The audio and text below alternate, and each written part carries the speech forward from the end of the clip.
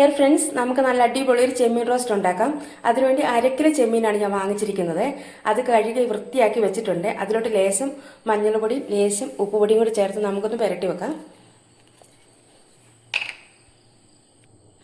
ലേശം മഞ്ഞൾപ്പൊടി, ലേശം ഉപ്പുപൊടി കൂടി ചേർത്ത് പുരട്ടി വെച്ചിട്ടുണ്ട്.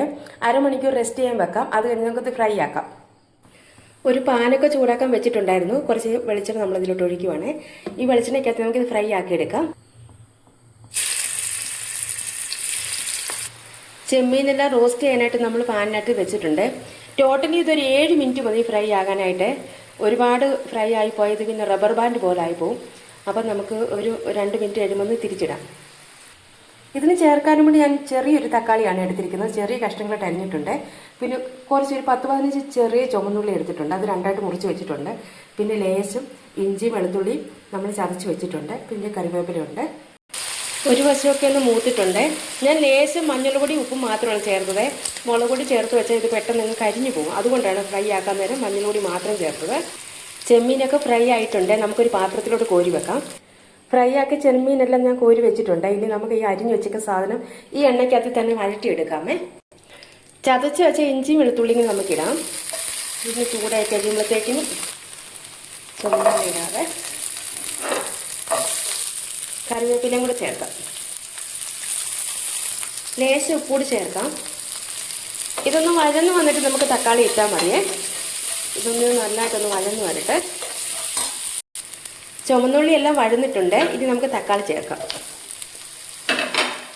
എല്ലാം കൂടെ ഒന്ന് യോജിപ്പിക്കാം.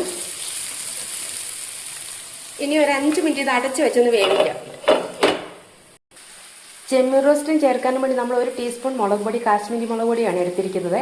1/2 ടീസ്പൂൺ മല്ലിപ്പൊടി, ഒരു 1/2 സ്പൂൺ കുരുമുളക് ക്രഷ് ചെയ്തെടുത്താണ്. നന്നായിട്ട് പൊടിച്ചിട്ടില്ല. പൊടിക്കേണ്ട ആവശ്യമില്ല. ഇങ്ങനെ ചെയ്യുന്നതാണ് ടേസ്റ്റ്. പിന്നെ ഇച്ചിരി ഗരം മസാല. നമുക്ക് നമ്മുടെ ഉള്ളി തക്കാളി എല്ലാം വഴന്നിട്ടുണ്ട്. നമുക്കിനി പൊടികളെല്ലാം ചേർക്കാം. അല്പം ഗരം മസാലയും കൂടെ ചേർക്കാം. എന്നിട്ടെല്ലാം കൂടെ ഒന്ന് യോജിപ്പിക്കാം. ഇനി റോസ്റ്റ് ചെയ്തേക്കുന്ന ചെമ്മീനും കൂടി ഇടാം. എല്ലാം കൂടി യോജിപ്പിച്ചിട്ടുണ്ട്. നമുക്കിനി 2-3 മിനിറ്റ് ഒന്ന് മൂടി വെക്കാം. നമ്മുടെ ചെമ്മീൻ റോസ്റ്റ് റെഡി ആയിട്ടുണ്ട്.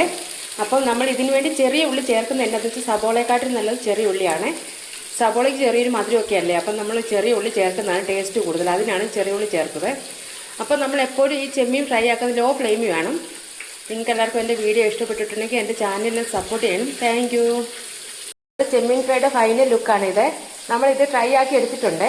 അപ്പോൾ നിങ്ങൾക്ക് എല്ലാവർക്കും എൻ്റെ വീഡിയോ ഇഷ്ടപ്പെട്ടിട്ടുണ്ടെങ്കിൽ എല്ലാവരും സപ്പോർട്ട് ചെയ്തേക്കണം. Thank you. Chemmeen ഫ്രൈയുടെ final ലുക്കാണിത്. നമ്മളിത് ഫ്രൈ ആക്കി എടുത്തിട്ടുണ്ട്. അപ്പോൾ നിങ്ങൾക്ക് എല്ലാവർക്കും എൻ്റെ വീഡിയോ ഇഷ്ടപ്പെട്ടിട്ടുണ്ടെങ്കിൽ എല്ലാവരും സപ്പോർട്ട് ചെയ്തേക്കണം. Thank you.